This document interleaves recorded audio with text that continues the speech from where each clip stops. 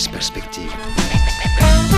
In this, our 40th edition of Paris Perspective, we look at the collapse of French influence across its former colonies in West Africa and how the legacy of post-colonial meddling in African affairs appears to have come to a head.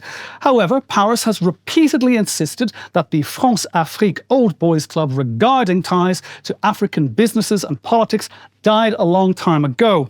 But to understand the events of the present, one must understand the past. I ask Georja Calvin-Smith, producer and presenter of Eye on Africa with France 24, to give a synopsis of the meaning of Françafrique before taking a wider look into the catalysts that sparked the recent swathe of coup d'etat on the continent.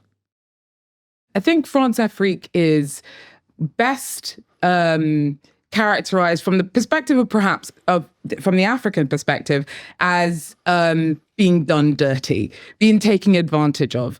That doesn't necessarily mean that there weren't African actors within the relationship that didn't benefit from it, but they're generally, at the top of whatever kind of social hierarchy you're talking about, depending on what country you're talking about.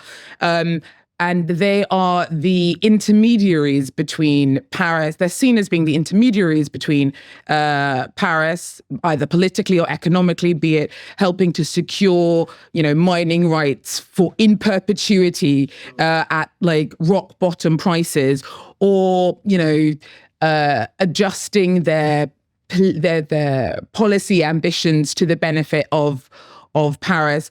They're seen as being working with the former colonial power to the disadvantage of the indigenous population. And as much as, Macron's been one of the most progressive French presidents in terms of trying to address some of the hurt that is behind African resentment about the ongoing legacy about Françafrique. I mean, it doesn't matter. You can say it doesn't exist, but those relationships still exist.